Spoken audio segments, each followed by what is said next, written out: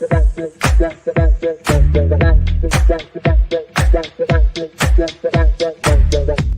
is WrestleMania week on Championship Rings. Brandon Lewis, under the max here with you and Josh, as the people can see, whether you are on YouTube, whether you are on Facebook, or whether you are on X. We have a special guest with us tonight. So, Josh, why don't you go ahead and introduce our guest? Yeah, so this is my buddy SEABOSS. Real name is Chris. We've been friends for, God, I don't know, what, 5 or 6? Pre-COVID. Pre-COVID. It was like about a year or two pre-COVID. Yeah, so it feels like 5 or 6 years or something. Hopefully I'm doing that right. Yeah, so I got him back into wrestling, mostly AEW, but you're also a big WWE fan. So knowing that we were doing a WrestleMania preview show this week, I'm like, yeah, I'm going to get my buddy SEABOSS on the show. Well, and Chris, welcome to the show. Why don't you go ahead and tell the audience a little bit about yourself? Well, I am a wrestling fan, as Josh said. Mostly New Japan and AEW. I do like WWE. I like TNA. I like all sorts of wrestling. It's just my thing. I also like sports. I am an avid Browns, Cavs, Guardians, and Monsters fan, as well as the Pittsburgh Penguins and Colorado Avalanche of the NHL. All right, well, we are going to get to all things WrestleMania tonight. We are also going to talk about a potential boycott at a baseball stadium that happened last week. But we're going to start things off by talking about the men's and the women's Final Four. They are both set. And Chris, I was telling Josh a couple weeks ago, I feel like the more you know about the NCAA tournament, the worse you do. This was my worst bracket in about a decade. I only have one Final Four team left in the tournament, and my national championship game is null and void at this point. So my bracket's horrible. First of all, how was your bracket? And then second of all, what are your thoughts on not only the men's but the women's Final Four matchups? My national champion got bounced in the first round by Yale, so that's all you need to know. As for the men's and women's Final Four, I actually don't know who's in the women's Final Four or the men's. I haven't really been paying attention much since Auburn lost. I know, is NC State in the Final Four? NC State is. NC State. Yep. It's NC State. It's UConn. It is Alabama. Oh, yeah. Alabama made it for the first time in school history. And then Purdue, who ironically enough, everybody was saying that they were the worst one seed in the tournament. Yeah. Yet here they are. Everyone was telling me that Purdue was going to get bounced in the first round. Nope. They're in the Final Four, which good for them. Good for Alabama for making it for the first time in school history. UConn looks to repeat, and NC State, well, they've got their hands full. I'll tell you what. I think NC State could potentially beat Purdue. Ooh, I definitely agree there. DJ Burns, a lot like what Zach Edey did. I think that DJ Burns is an incredible talent, and Thomas Fincher is on the screen. Yeah, Purdue was bad, just like Auburn was a favorite. Yeah, listen, I totally agree, but I do think that, again, the size of NC State does match up with Purdue. I don't know at this point if anybody's beating UConn. They just seem like the best college basketball team in about a half decade or more. They're averaging 25 points a game per win, which is incredible. Now, Josh, as I know you were watching last night, and I know that you will be there this weekend for the women's Final Four matchup at Rocket Mortgage Fieldhouse in Cleveland. Incredible night of women's basketball last night. Of course, the main event basically being Caitlin Clark, Angel Reese going head-to-head. Yes, but don't forget, we also had Paige Beckers and Juju Watkins going at it. And now we get to see Paige Beckers and Caitlin Clark go at it. This is going to be an incredible matchup. These two, if Paige Beckers hadn't gotten hurt, she might be on the level of Caitlin Clark right now. I don't know if she would be breaking all the records that Caitlin has broke, but Paige Beckers would be almost even with Caitlin Clark. And I think they are going to guard each other a lot in this game on Friday night.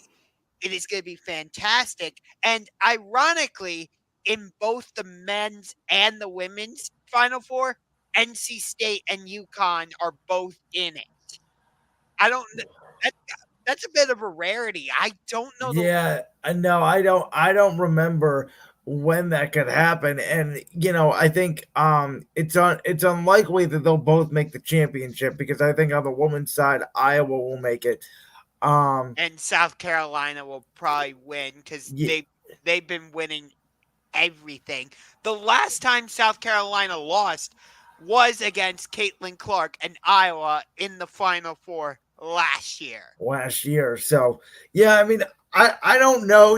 I've said going back to the men's tournament, this has been to me a weird tournament. There was a lot of upsets the first day, and me and Josh, Chris, had both agreed early on when we did our bracket. Last year there were so many upsets. Obviously, we had a 10 seed, we had like an 8 seed. UConn, who was the champion, was a 4 seed. And yet this year, yeah, Alabama's a 4 and NC State's an 11. They are the Cinderella story. But when you look at NC State, I mean, they did have to beat Duke. They did have to beat North Carolina to get in the tournament. They got hot. By definition, they're a Cinderella story, but they feel like a really good team. Just outside of that first day, to me, it's been a lot of chalk and a lot of blowouts and bad games. I definitely agree. There's been some not as good games. I feel like last year's tournament delivered a lot more on that whole madness promise that March Madness usually delivers. But this year, it just outside of that first day where Kentucky got upset, Auburn got upset. No, BYU didn't get upset, which Yeah, they did that was oh, they Yeah, they did. did. against Duquesne. Yeah, but like it just seems this year has been a more by the numbers type of tournament outside of that first day. Yeah, it was the first year in 5 years where all 1s and 2 seeds were still alive in the Sweet 16. So if that tells you something. Again, I do think the national championship game, I'm going to say on the men's side, it's going to be UConn against NC State. I think NC State is a team of destiny. I think NC State can play physical basketball. And for me, it's really going to come down to which team can shoot the ball better. I think Burns will get his. I think Edie will get his. Which team is going to be more consistent? And I think NC State has so much confidence right now that they can play a bad half against Duke like they did, scoring only 21 points and dominate in the second half. Yeah, I have Purdue winning this one. I think we're on a Okay. collision course for the size of Zach Edey against the size of Donovan Clingan, I think is his name, for UConn. And would that be a great national championship? No. I think it would be a pretty good national championship. Ultimately, I think UConn will win, though.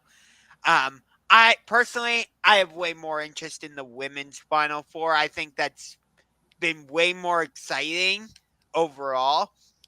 And honestly, I think the country is more into the women's brat tournament this year.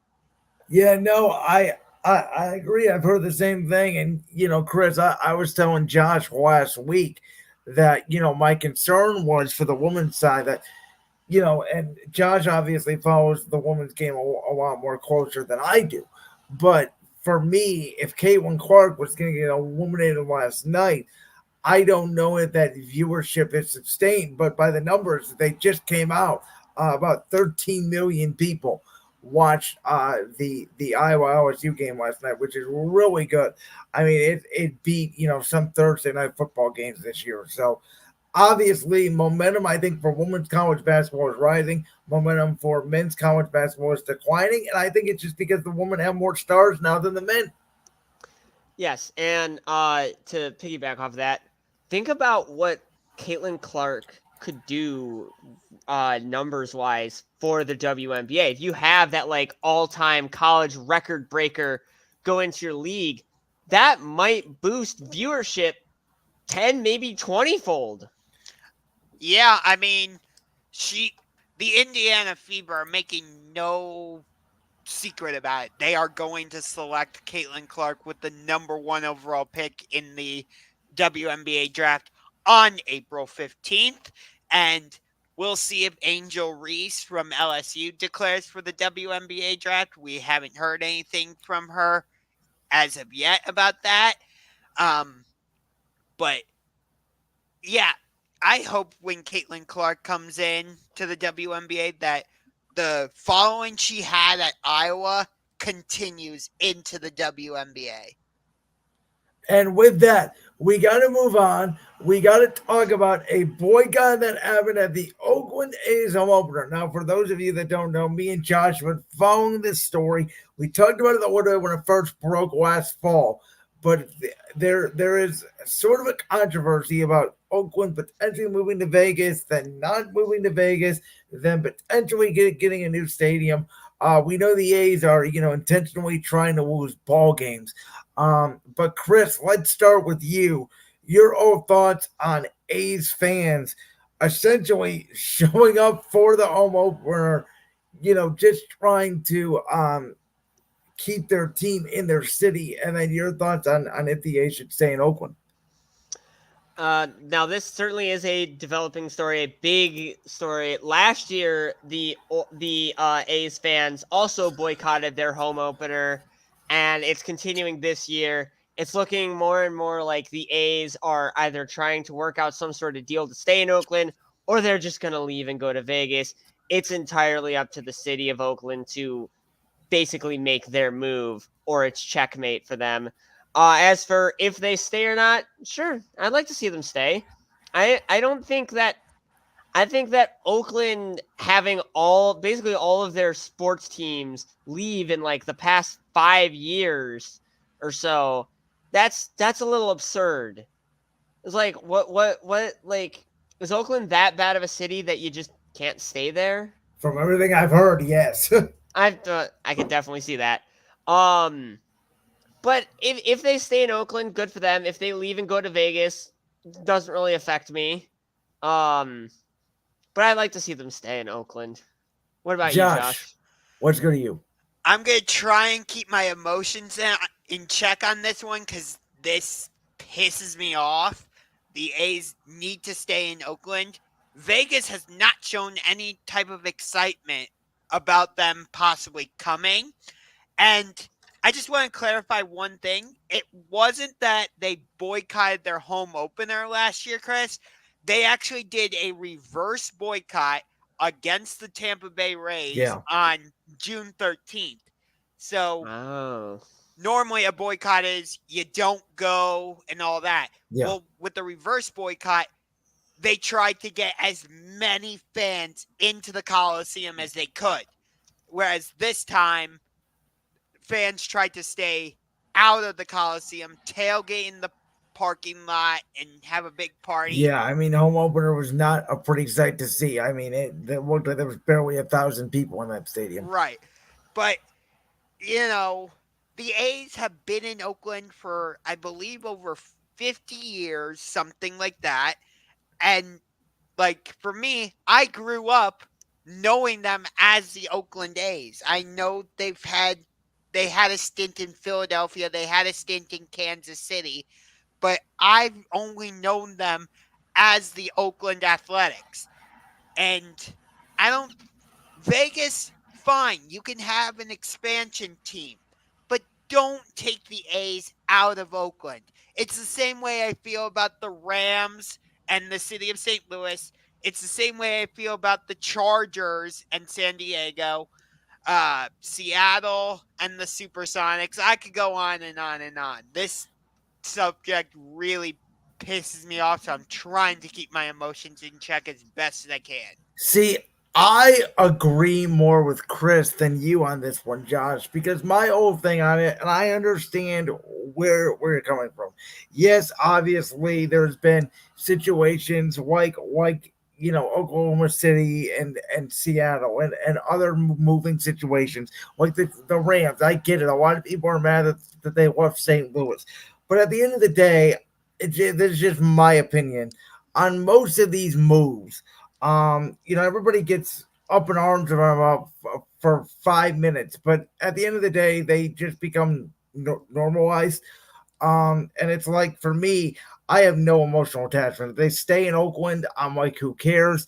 I think Vegas is one of the most up and coming cities in America. I think the fact that they're going to get an expansion NBA team and remind you of the fact that 10 years ago, nobody thought Vegas was a sports town. And they put hockey there, which everybody thought was a disaster. And yet those fans actually support the Golden Knights. And, everybody thought that football there was going to be a disaster. And yet maybe their football team isn't great, but that stadium in Allegiant is beautiful by all accounts. And it's bringing money into the city. And everybody thinks baseball in Vegas is going to be a disaster. Well, nothing in Vegas is really a disaster. And maybe the A's can get better players. Maybe it's a better free agent market because at the end of the day, that's what it's all about. And it does seem like that for most baseball teams because baseball is a summer sport. But when you're not having to deal with weather a ton, and if you can get more money, obviously being in Vegas, I think the A's franchise may be better off going there. So the A's come to Cleveland the 19th through the 21st. I would want to go to one of those games, probably the 21st, make a poster that says stay in Oakland because I fully support this boycott of summer that A's fans are trying to do. They're trying to get fans everywhere to buy into this whole stay in Oakland thing, and I'm fully behind it. They should not go to Vegas. No. See, to me, if you're going to boycott, you should do the reverse boycott and show the city that you actually care by going to the game. That would be my argument on the city of Oakland. So here's my thing with this whole thing is let's say the A's do end up going to Vegas, but then they strike a deal to stay in Oakland for the next 3 to 5 years. How would you feel as an Oakland A's fan? You're like, I want to root for them, but I know they're about to leave. Like, Chris. Well, I mean, here's the thing, and this is just being honest. Do you know very many Oakland A's fans? I mean, they haven't been good. The most they've been good in our lifetime, all three of us are around the similar age, have been they maybe made the wild card once or twice. And I would say that's mostly due to their owner, John Fisher, scraping the team down to its bare bones. Well, I agree with that to some extent. I always have thought payroll in baseball is overrated. I mean, you look at teams like Tampa and you look at teams like Cleveland. These are teams who, in the historical past, I think, the Guardians a couple of years ago had the lowest payroll by far in baseball, won their division, and competed with the Yankees in the AL divisional round. So, payroll to me, you got to get players, and I completely understand that. And the more money can help. We see what the Dodgers lineup looks like, Houston, Yankees every year, etc. But it's not the bottom line. It's more about, they did trade away a lot of their talent. And in baseball, unfortunately, the way it works, and we've seen it with Baltimore and the Cubs in the years past, even Houston, before they went on this dynasty, is, you basically are like bad for 5-6 years while you rebuild. But then if you get the prospects right, you can have a 5-6-7 year run. And the A's were good for a couple years. They made it to the wild card in 2014 before they lost to Kansas City. They were in the ALDS against Detroit in 2013. So they've won the American League West a few times. And when the A's are good, the Coliseum is a hard place to go into and win. But when John Fisher is a cheapskate and only cares about making money and nothing else, and he doesn't care about pleasing the fans, you get the situation we're in now. But Chris, let me ask you a question. Hypothetically, if the Browns announced tomorrow that they're going to leave for another city, let's just say Little Rock, Arkansas, just for conversation's sake. But then they came out and said, but we're going to stay in Cleveland for the next 4 seasons. How would you feel about that? I'm pretty sure there's some sort of thing in the NFL rulebook that's preventing the Browns from actually leaving Cleveland. There's something somewhere in place that the Browns never leave Cleveland again because the NFL doesn't want to deal with the backlash of Browns fans again. That's not the question, though, Chris. I'm giving you a hypothetical. The question is, if the Browns were to leave, yeah, I'd be disappointed. But for those 3 years, I'm still going to root for them because they're still my home team. And I agree with that. And the Browns may be, an example of a bad team because I think that those fans, and I told you this before, Josh, they're the most loyal fans in all of sports. And I think those fans would even move to Arkansas to go watch their team. That's how much they care about the Browns. Okay, so maybe the Browns are a bad example in this case. But no, I get what you're saying. With that, though, let's get to it, boys. While we're all here today, the WrestleMania 40 preview. Now, we do have some set questions about certain things that we are looking forward to about this card that we will get into. But before we get into those questions, I am going to go off the cuff here. I'm going to ask each one of you, and I'm going to start with Chris. Just overall thoughts, how are you feeling going into the weekend? So it's WrestleMania, but I know I'm going to get a lot of flack for this. The build to this WrestleMania has been one of the worst in years. There have been some matches that have been built up to the moon, and then you've got a match like Bayley versus Io, a Royal Rumble winner match that has just been completely flatlined. Like the only thing that happened out of it was, Dakota Kai rejoined Damage Control, and now they're taking on Bianca, Naomi, and Jade, who completely unconnected from Bayley. Well, I guess Naomi and Bayley kind of had something going because Naomi wanted to help Bayley. Bianca's like, nah, 2 years ago she tortured me. Leave her. That's all I remember. And then you've got some last-minute additions like Rey and Dragon Lee versus Santos Escobar and Dominic Mysterio. Couldn't you just have another member of LDF? Why does it have to be Dom specifically? I thought he was done with Rey after last year. I don't get it. But overall, I'm feeling pretty good about this weekend. It's going to be a WrestleMania. Some matches are going to deliver, some matches aren't. But overall, it's going to be your by the numbers WrestleMania. It's not going to be anything spectacular. Josh, go ahead. I mean, the majority of the build for WrestleMania has been on Roman, Cody, The Rock, and Seth. And it feels like, kind of like what you were saying, Chris, a lot of the other matches that should be getting a lot of build have just not gotten the attention. Like, I'll even throw LA Knight versus AJ Styles in there. Like, Chris, I know your feelings about this match, but after the US title. Fair enough. But like this feud is so interesting to me, and it's just like it doesn't feel like it hit the peak of what it could have been. Or the feud that Thomas just brought up, Jimmy versus Jay. This is brother versus brother. It hasn't happened since the Hardys faced off at WrestleMania 25. Yes.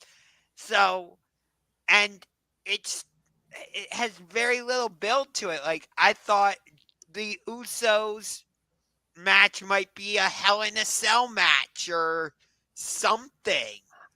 I honestly, because I remember seeing this a while ago. I honestly fully bet that they were going to turn it into a city of brotherly love street fight.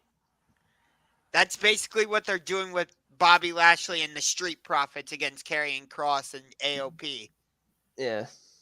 So, with that being said, let's dive into what match are you guys most excited about? It could be from either night, Saturday, Sunday. Okay, so I have 3. One of them isn't even happening at WrestleMania. It's the main event of NXT Stand and Deliver. Carmelo Hayes against Trick Williams. The way they had Carmelo turn heel on Trick at the end of Vengeance Day was perfect, and I cannot wait for this match. They are going to absolutely beat the absolute piss out of each other. I was making an argument they should have done this match at WrestleMania, but I'm fine with it being at Stand and Deliver. But I think that has a chance to be match of the weekend. Number 2, Becky Lynch versus Rhea Ripley. In my opinion, that should be main eventing night 1, not the stupid tag team match with Cody, Seth, The Rock, and Roman. Get out of here with that, because that stipulation doesn't matter anyway. Whereas you can tell how much animosity there is between Becky Lynch and Rhea Ripley. They are going to brawl, and oh God, I can't even think of some of the spots they're probably going to do in this match. And then my number 3 is LA Knight versus AJ Styles. I have been predicting this match for WrestleMania for a while now, and we know what AJ Styles can do in the ring. We've seen what LA Knight can do in the ring. They are going to tear the house down. Chris, go ahead. And then I'll go. I have 2. I have got 1 on each night. As much as I've been saying LA Knight should be going after Logan Paul's U.S. title, I do want to see what he can do with AJ Styles. I think that match is going to be incredible regardless of what my thoughts are. But there is one match on night 1 that has stood itself above the rest. And this is the match that I was hoping night 1 would have, because I'll be hosting a watch party. And that's the match I want to see in my apartment. And that is Judgment Day versus DIY versus Awesome Truth versus The New Day versus A-Town Down Under versus what do they call themselves? I call them British Strong Style. New Catch Republic. New Catch Republic. Thank you. In a 6-pack ladder match challenge for the undisputed tag titles. That match, as you've said it yourself in the past, Josh, there's never been a bad ladder match at WrestleMania, and this will continue that trend. So Michael Cole actually said on commentary during Raw last night, the match will continue until both sets of tag team titles have been captured. Which is how they're gonna split. Yep. The tag team titles. Now I do think that now David says there's talk Waller and Theory are gonna lose their spot. I actually think that they could be the team that grabs the SmackDown titles. If they go that route. I do think the way they're gonna do it is R-Truth is gonna grab the Raw tag team titles and think he won the match. I can agree there. I actually have I have Awesome Truth winning the Raw tag titles. I have New Catch Republic winning the SmackDown tag titles, because I don't like and you know what? I hate saying this because they're both talented somewhat. I don't like Grayson Waller and Austin Theory. But I think Tyler Bate and Pete Dunne. Tyler Bate is well overdue a title run somewhere, anywhere. And the tag titles, him and Pete Dunne, they will elevate the SmackDown tag titles to where they were when the Usos had them. See, that's how I feel about DIY if they were to capture the tag titles, because we've seen what Johnny I actually think they should save DIY's tag titles for SummerSlam, and they should do Awesome Truth versus DIY, because Johnny's from Cleveland, Miz is from Cleveland, it only makes sense. Yeah, no, I can agree with that. So I feel like personally, and me and Josh have this debate all the time about what is the real difference between professional wrestling, sports entertainment, etc., etc. As Josh knows, I am more of the character guy. I'm not really this in ring work 5-star match type. But I think you guys both are more of the prefer the wrestling, the in ring as opposed to the storytelling and the promo aspect of it. Um, I am surprised that neither of you picked either main event because those are the first two matches I'm most excited for on this card. Josh said the tag team match is stupid. I completely disagree. I think the tag team match will be one of the most fun matches, if not the most fun match on the entire weekend. And it will set the stakes for what night two will be. And as me and Josh have debated for a long time, I think the winner of night one is losing night two. Now it could be where the winner of night one wins night two as well, depending on how you book it. But I think that not only does the main event of night one have implications on the main event of night two, but it also plays into the World Heavyweight Championship match, which I am anticipating will kick off night two. And I am very excited looking forward to that match. But I think one of the most underrated matches on the card is the triple threat for the United States Championship. And between Logan Paul, Kevin Owens, and Randy Orton, I think they are three incredible workers. The story is obviously there.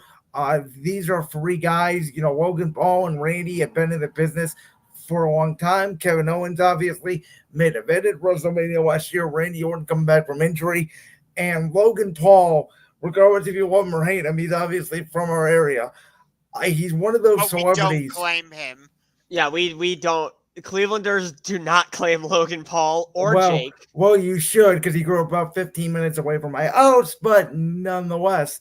Nah, I still don't claim him. I knew someone who went to high school with them. He despised them. Well, as much as people hate him, you got to admit that Logan Paul, I think he is one of the fastest celebrities ever to have picked up the sport, if you will. He's never had a bad match in his life. And once he turned heel last year, around this time when he faced Josh's guy, Seth Rollins at WrestleMania, I think the light bulb just clicked. He's been an incredible U.S. champion, though, contrary to what some people think, I think the reign is actually ending Sunday at WrestleMania. I would, if it were me, I'd give the belt to Kevin Owens. And I agree, and I think Randy would be the one there to not take the fall. Yeah, I think Logan Paul is getting pinned. I actually agree with both of you. I think it is going to Kevin Owens. Randy, and I know there's someone out there that's going to disagree with this, but Randy is bigger than the U.S. title. No, I think that we all agree with it, but I was telling Josh this. When you look at WWE right now and the depth that the roster has, there is so much depth that guys like LA Knight, guys like AJ Styles, guys like Randy Orton, guys even like Gunther, who really should be in the main title picture. There is so much top talent, and you can see, in my opinion, the long-range planning that they have going for both world championships. There's not a lot of room for those other guys that we really do like at the top of the card, which is why they're in these middle feuds. Right. Yeah. Hey, speaking of middle feuds, you brought up Gunther. I get what they're trying to do, but the story just isn't quite there for me with this Sami Zayn stuff. I disagree because I thought the video package last night they did with Sami and Chad Gable in the back absolutely sold me on the match. And I don't think Gunther can have a bad match. I don't think Sami Zayn can have a bad match either.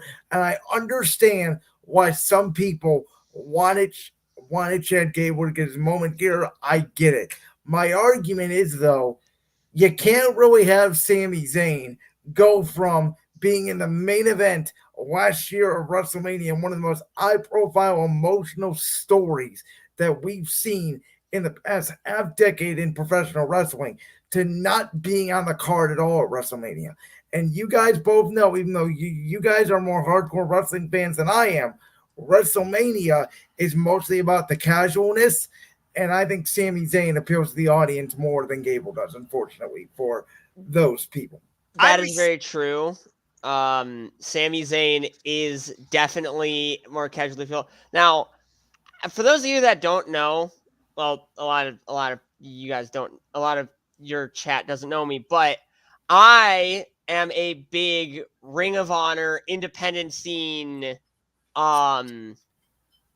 You're just a fan of professional wrestling. I'm just a fan of professional wrestling in general. So I've known Sami Zayn before he was Sami Zayn. I knew him when he was El Generico, when he had the mask on, when he was putting on bangers in ROH with the likes of Kenny Omega, with Adam Cole, with Kevin Steen, back when he was Kevin Steen, with all these guys. So, like, seeing Sami Zayn in the mid-card in WWE, yes, it breaks my heart a little.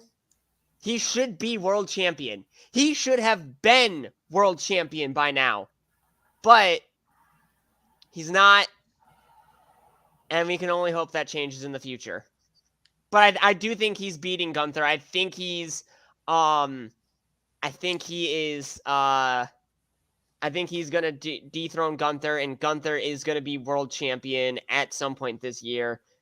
Maybe not by SummerSlam, maybe not by Bash in Berlin, but I do think that Gunther should win the World Heavyweight Championship by the end of this year. Let's talk about what match you guys are least excited about. You know, this is sort of a loaded question, because while I do agree, the weirdness of this card is there are some back half people on this card that were in main event spots or close to it last year in big high profile matches, like a Ray versus Dom, that has sort of turned into a match that has no build. For me, I would say it's the Damage Control versus Bianca versus Jade versus Naomi. I have told Josh this before. I understand in the sense why they wanted to do Io versus Bayley one-on-one. I would have loved to see the triple threat between Bayley, Io, and Dakota, the three original Damage Control members. I think that would have made just the Bayley and Io feud alone better, to have Dakota in there, because Dakota can be another mouthpiece, because Io, even in the promos, like Dakota's son for Io, because Io's promo work is not the best. And so by that measure, I think Damage Control has basically become a shell of himself.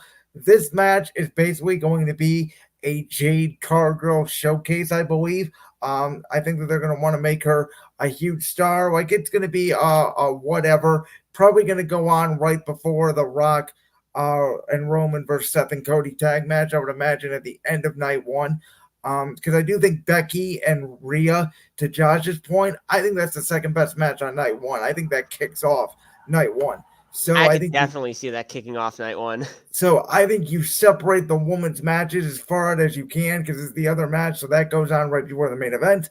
But again, it's crazy because you know there's people like Charlotte Flair, who's obviously injured, not on this show. But when you have Rhea, you have Becky, you have Io, you have Bayley, you have other hard-working women like a Liv Morgan, for example, who can't even get on the card. Shayna Baszler, you know, Zoe Bianca Stark, Indy Hartwell, and Candice LeRae. I would argue. You know, Bianca Belair is down at the bottom essentially, and she had been in back-to-back women's championship matches.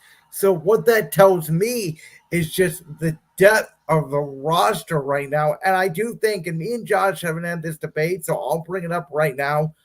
I wonder if it's time, because I made the argument for years, they should dump the women's tag titles and introduce women's Intercontinental Championship or some mid-card singles women's championship.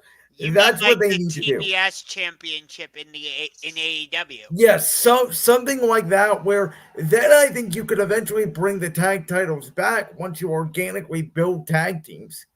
Right.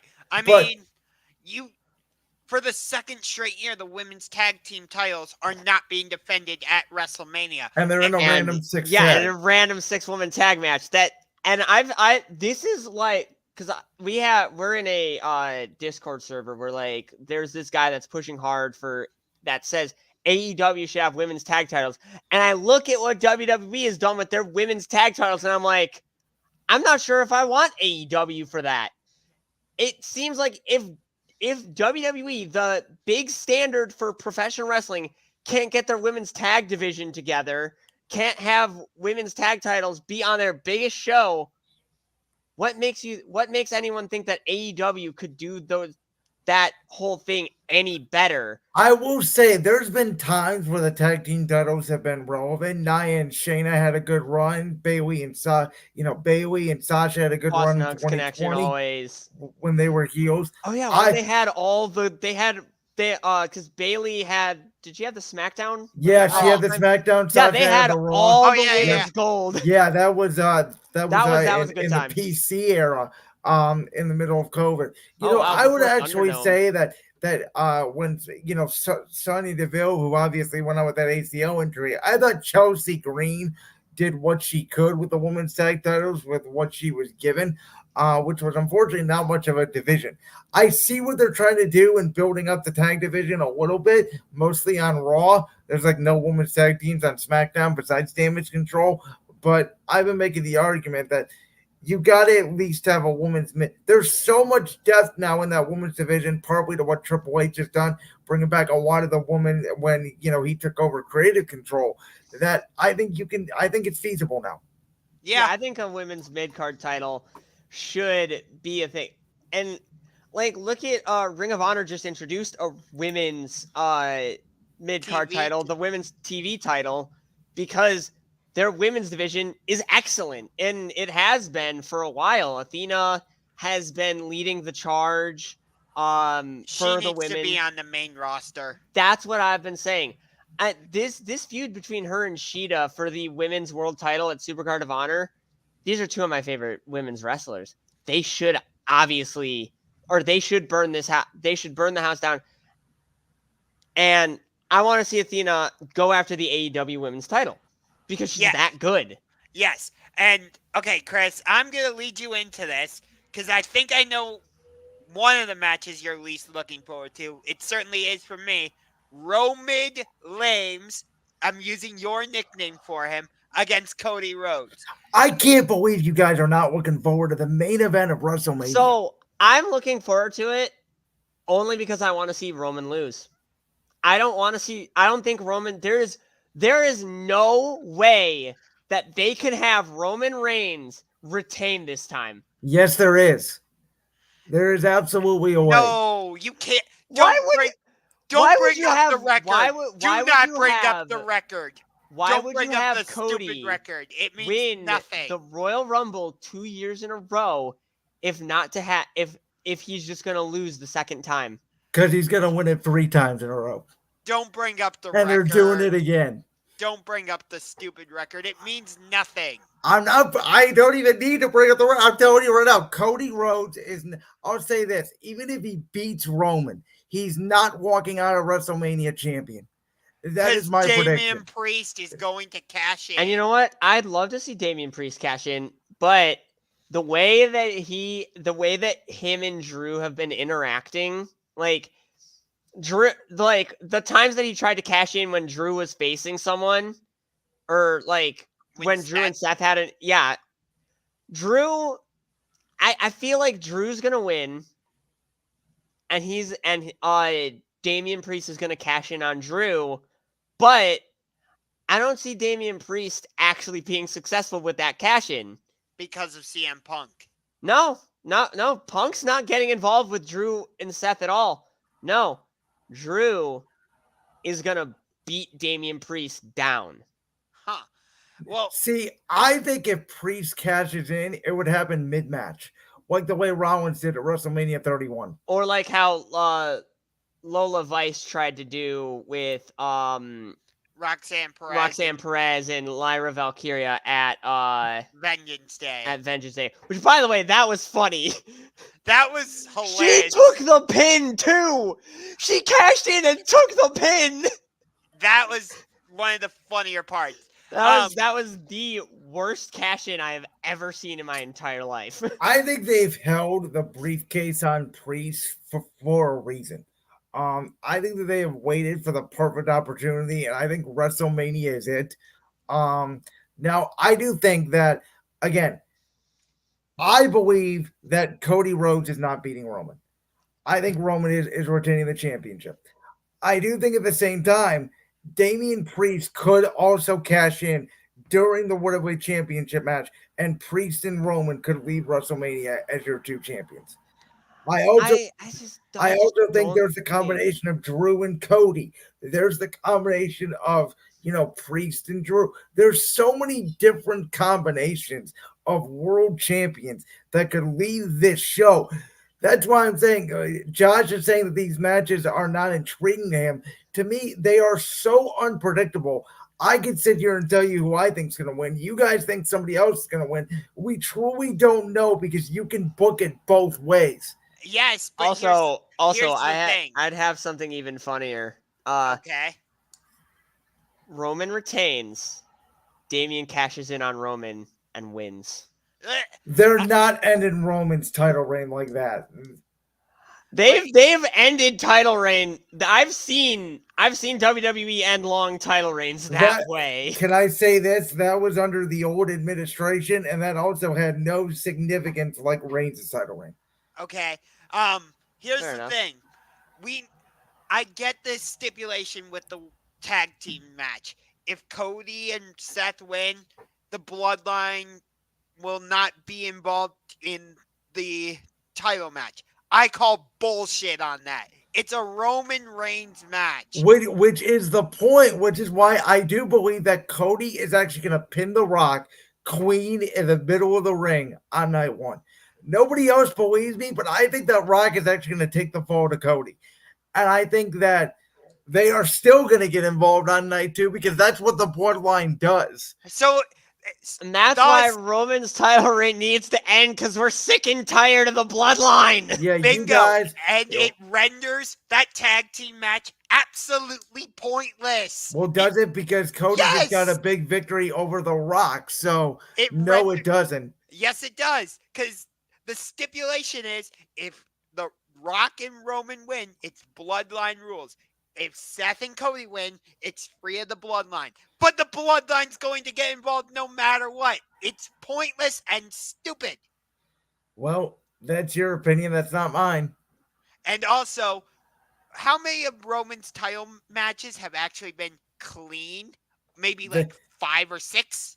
Way early in the reign, there was actually a lot of them. Not as of late. Yeah, before the unification match, there were a few that were clean, and also Roman worked a lot more matches. But as soon as he unified those two belts, Bloodline involvement, and he was barely defending it, which is why we want him to lose, because we want to see if you're putting the undisputed Universal title on this pedestal of it's the highest prize in wrestling, why have it be barely on TV and barely defended? Because when it is, it's the most important belt on the show. And also, I don't give a damn about Cody Rhodes finishing his story because I don't like Cody Rhodes. I never have and never will. I don't like the way he left AEW, and I hate his entrance because he goes way over the top with the usage of pyrotechnics. So my argument, Chris, and you can tell me if you agree or not, is I always felt like Cody finishing the story is him winning the belt. From what Cody has actually said on TV, it's never been about defending the belt. It has always been just about him winning it. And now it's mostly about beating Roman. It's not even about the belt. So that's why I think if he does finish the story, he's not going to walk out of Mania champion because Priest would cash in. Because you need something for Cody to climb. Cody is just this gigantic baby face and having a couple championship reigns. I don't think it works for his character. I think Cody is so over because he's chasing this boss. And I think that after Mania, even if he wins, he needs something new to chase. And you need something so big, like a Damian Priest heel turn, not even a heel turn, but a championship win that would get him so many boos that's what needs to happen if Cody wins. Yeah, I'd love to see Damian Priest cash in, but at the same time, it's like Cody's never been a big world champion. This is his first. Like, if he wins this will be his first major world championship. And honestly, after all these years, he's deserved it. He's earned it. Let him have it. I mean, I will say this, Chris. He did it to himself in AEW. That is true. That is true. But I love what Thomas said here. Gunther's reign is what Roman's title should be. Fully agree with that. I mean, yep. Almost at almost every PLE, Gunther is defending his Intercontinental Championship against somebody, or he's having some type of match on Monday Night Raw. He even defended the IC Championship multiple times on Monday Night Raw. And we barely see Roman at all on SmackDown. And when he's there, it's just, acknowledge me. Acknowledge me! And he goes off on some promo. And it's what I loved is when Seth was on the Grayson Waller effect and like they were like acknowledging the tribal chief or whatever, Seth just flips him off. It's like, oh, can't do that. Let's get to the match that you guys think could steal the show. Oh, easy. Becky Lynch versus Rhea Ripley. I'm actually gonna pivot. I'm gonna go with Bayley versus Io. We know Bayley and Io are two of the best in-ring workers in WWE's women's division. I think they have the potential to put on a show. Bayley has been involved in a lot of major women's matches throughout the history. She has. This will be part of the Four Horsewomen. One-on-one. This will be her first WrestleMania singles match, and I call me or say whatever you want, but I think this has potential to be the first 5-star match in a long while in WWE. There was one recently that just got 5 stars. The most recent one I could think of was Cody and Seth at Hell in a Cell 2022. At Hell in a Cell, which I mean is pretty. I mean, let's be honest, for WWE, that's pretty recent. Yeah, that is pretty recent. I feel like Meltzer is a bit too hard on WWE because there were a few matches that I watched last year and even a couple this year that I believe were worthy of 5 stars. The 5-way North American Championship match at Stand and Deliver last year, I believe that was worthy of 5 stars. I thought the men's War Games match this year was worthy of 5 stars. I thought, the women's Royal Rumble match this year, I thought that was a 5-star. It's hard to rate Battle Royals, but Dave gave it a 3.5 stars, and I think that's lowballing it immensely. Now, this is where my sports entertainment side, and this is where you guys will see my vision for wrestling comes in. You know, my favorite match that I still cannot get out of my head for like the last 2 years is? You'll never guess it. I'll just say that. It's a match that everybody thought was going to be stupid, and it was stupid, but it was the most fun, I swear to God, I've ever had watching wrestling. Sami Zayn versus, who was it? From Jackass. Johnny Knoxville, yes, sir. You know what? I loved that match. I thought it was a fantastic banger. Like, that to me is a 5-star. That's what I call 5-star. Entertainment.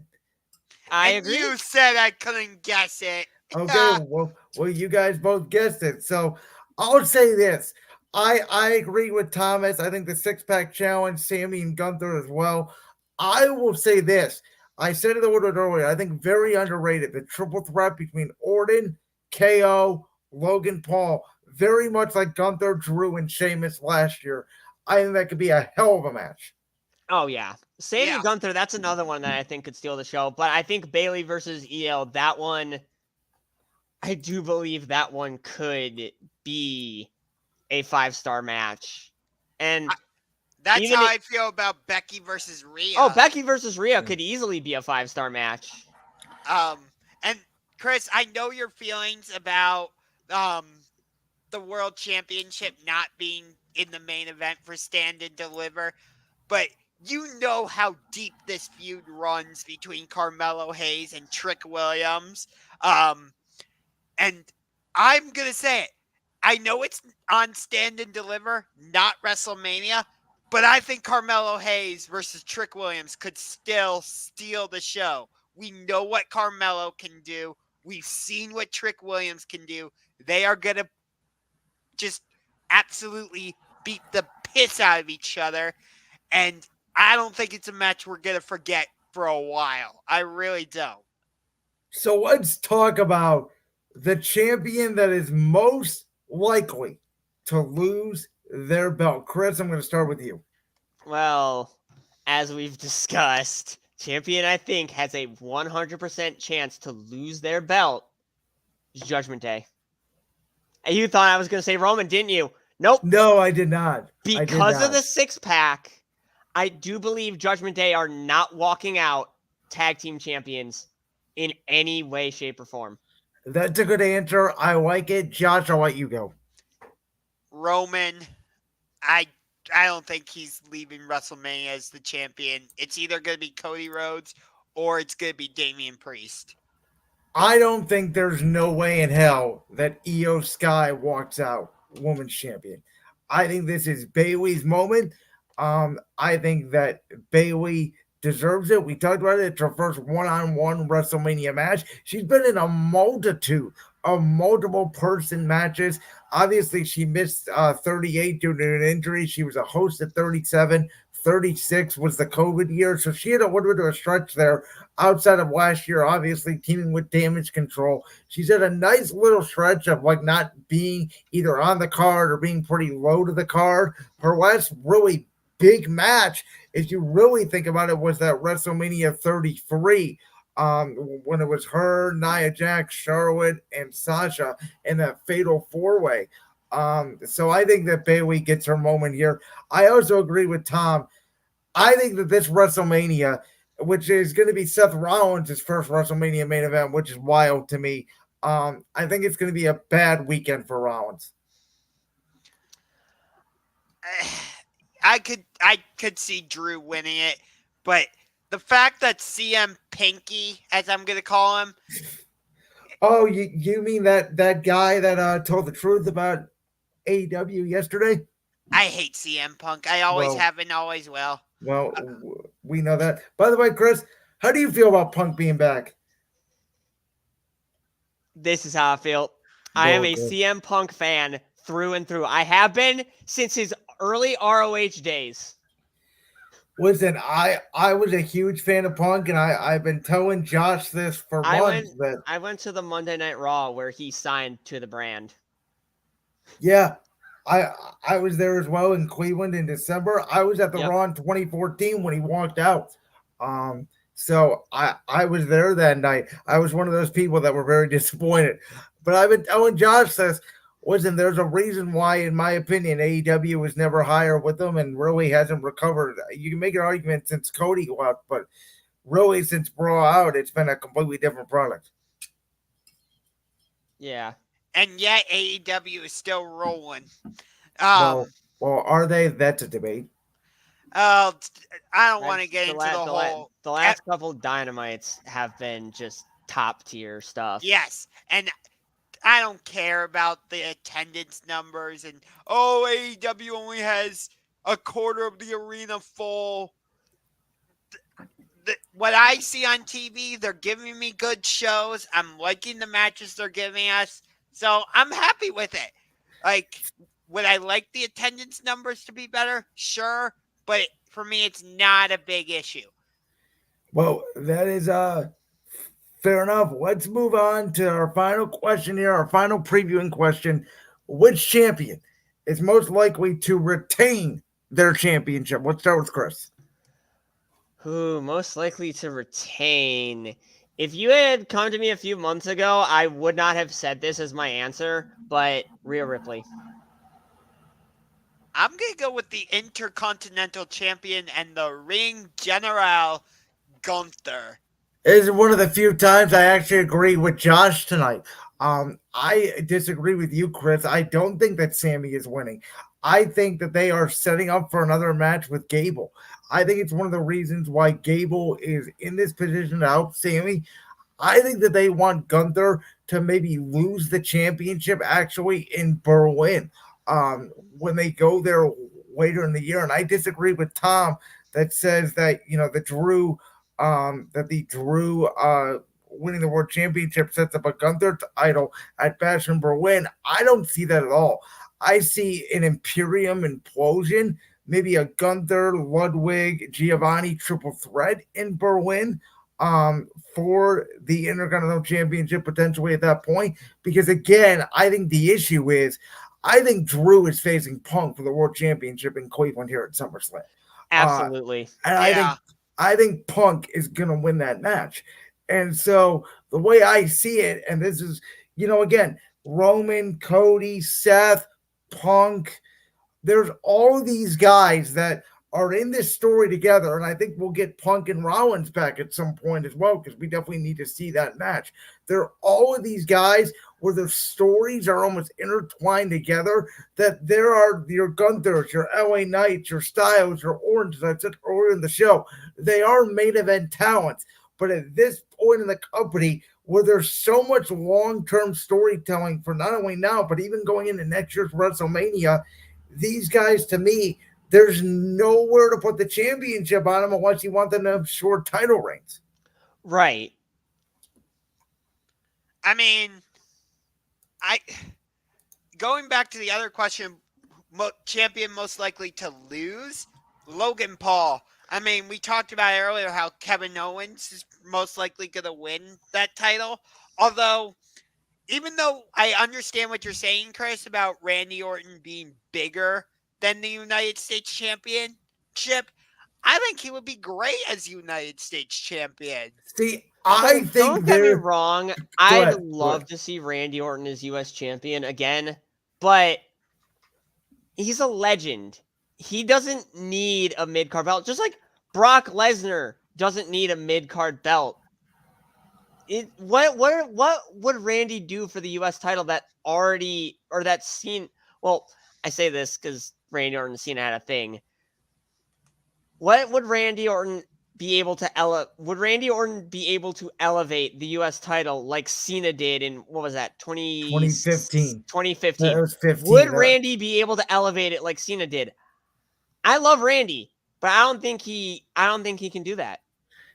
See, I actually think, and this is why I think Roman's retaining, I think Roman and Randy Orton are main eventing SummerSlam. That's my hot take. I'd like to see Cody and Randy main event SummerSlam. Think about it. There is history between Cody Rhodes and Randy Orton. There is history. They do have a legacy. They do. And honestly, Cody and Randy have more history than Roman and Randy do. So I think like the bigger draw for Randy is Cody, or the bigger draw for the World Championship with Randy Orton involved is Cody. I wanted to see Roman and Randy for 2 years, right before Randy got hurt. Because that was supposed to be the SummerSlam match 2 years ago. And right. Then, and then they pivoted it to the Last Man Standing match, which, by the way, was a fantastic match. I've gone back and watched it a few times. That tractor spot. The greatest spot. Never ceases to amaze me. It was the way Roman just went tumbling backwards. And then the mic toss from Brock on the top of the... Yeah, before they even started the match. Yep. That was insane.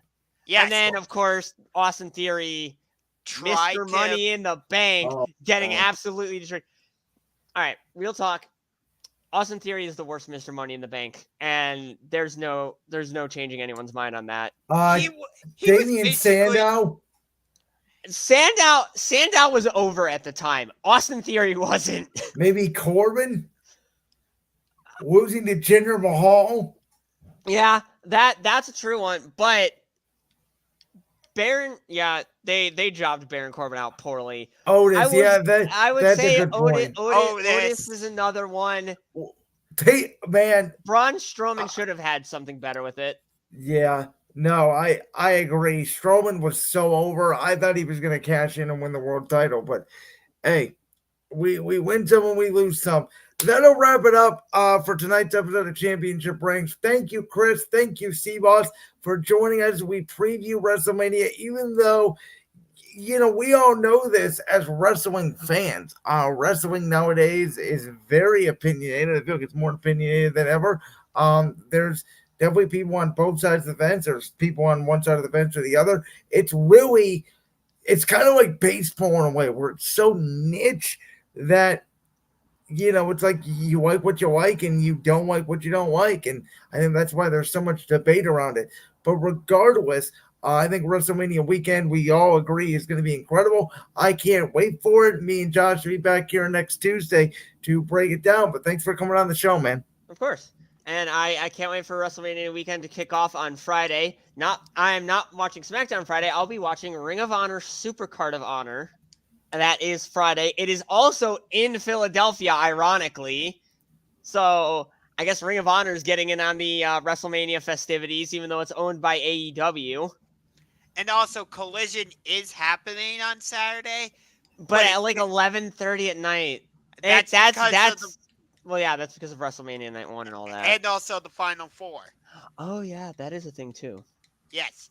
And then we also have AEW Dynasty coming up later this month. So, should be over time for all you wrestling fans involved. Again, and Chris, also, April 12th, I want to say this. April 12th is New Japan Windy City Riot live from Chicago. Chris, do you want to go ahead and shout out your social medias real quick? You can usually find me on YouTube, Instagram. The name is SEABOSSGAMING. All caps for YouTube, all lowercase for Instagram. That's about it. And with that, we will be back here next Tuesday, Championship Ring. We will talk about the national champions in men's and women's basketball. We will talk about WrestleMania 40, bringing it all down. We will dive into a little bit of the NFL draft as well as the NBA as we get closer to the NBA playoffs. Josh, anything else to add before we get out of here for the night? Whether we had Donovan Mitchell or not, I'm nervous about playing the Utah Jazz tonight in Utah because for some reason the Cavs cannot win at the Delta Center. I don't get it. We'll dive into some NBA action next week, as I mentioned. Again, thank you to Chris, a.k.a. SEABOSS, King SEABOSS, as you see here on the screen, for joining us tonight. Always a fun time, man. Anytime you want to come on the show, just let us know. With that, as always, we are here. Championship Rings YouTube channel is Championship Rings 216. Our Twitter is @Rings Champion. Our Instagram is @Rings Champion. Our Facebook is @Rings Champion 216. We are live here every Tuesday night on Twitter, Facebook, and YouTube. We'll see you next week for our WrestleMania breakdown, March Madness champions, and much more.